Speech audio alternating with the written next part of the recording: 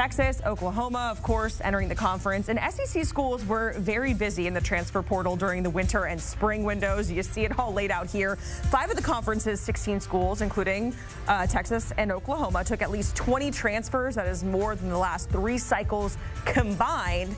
So which of those transfers are going to have the most impact as we look ahead to the upcoming college football season? Brady Quinn is back with us here. Haley Sutton joining us on set again as we are talking about the SEC and the players in the portal that are going to have the most impact right out of the gate. And we were talking about Bama. There's a lot of change going on there, of course. Nick Saban retiring after, 17 seasons. It's the Kalen DeBoer era there at Bama. Who is the player here, Brady, that comes up for you that's going to have an immediate impact for this program? Yeah, so before I get to the player, I'm going to tell you why this player is going to be so important for Alabama. And we just had the congressman on talking about some of what's happening in college football right now. One of the issues I see is the transfer portal, and I don't know that the federal government's going to delve into that, but part of the issue is when a guy like Nick Saban retires, it then opens up the transfer portal to all those players on Alabama's roster. The problem is the portal isn't open for Alabama to replenish that. So Kalen DeBoer gets there. He's got to wait till that second window, that second transfer portal window, to really go and recruit and build more depth. And so Keon Sabb from Michigan, the defensive back, who really can play a multitude of roles within Alabama's defense, is a huge get. I mean, this is a secondary that was decimated by the transfer portal, players moving on to the NFL, but you lose an impactful player, maybe the best safety in college football, and Caleb Downs to Ohio State in that transfer portal. So Sabb, not necessarily the same player, but can do some of those same traits. He's good in coverage, had a couple of interceptions last season. He can play down around the line of scrimmage and be able to get pressure, sacks on quarterbacks. So this was a big-time need for a secondary that loses all 4 of their starters and depth there as well. So Keon Sabb will no doubt be an impactful player for the Crimson Tide come this fall. I'm so interested to see what Alabama is going to look like this season. This is really the first year where it's kind of like question marks with all of the changes. So I'm excited to watch that as well. If we pivot over to the University of Arkansas, a team that finished 4-8 last year, I believe they were second worst in total rushing yards at just over 1,600. So obviously for Sam Pittman, maybe getting a running back in there to be an impactful player.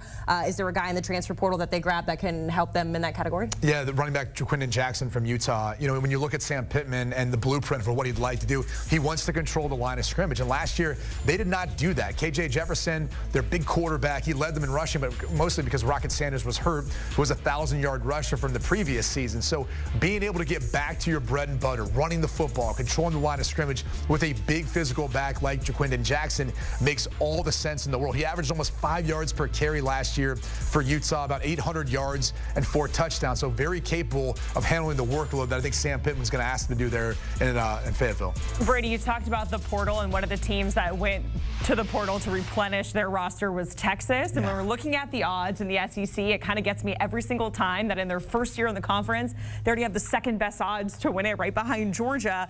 Top 5 receivers from that 2023 Big 12 championship team are all gone, but they certainly have a guy who's going to try to replenish that void. No doubt about it. I mean, Isaiah Bond has absolute blazing speed. Now, maybe not quite as fast as Xavier Worthy, who we saw set the combine record with a 4.2 40, but the reality is, looking at what they lost last year in the wide receiver group, their top 3 receivers for Texas are no longer there.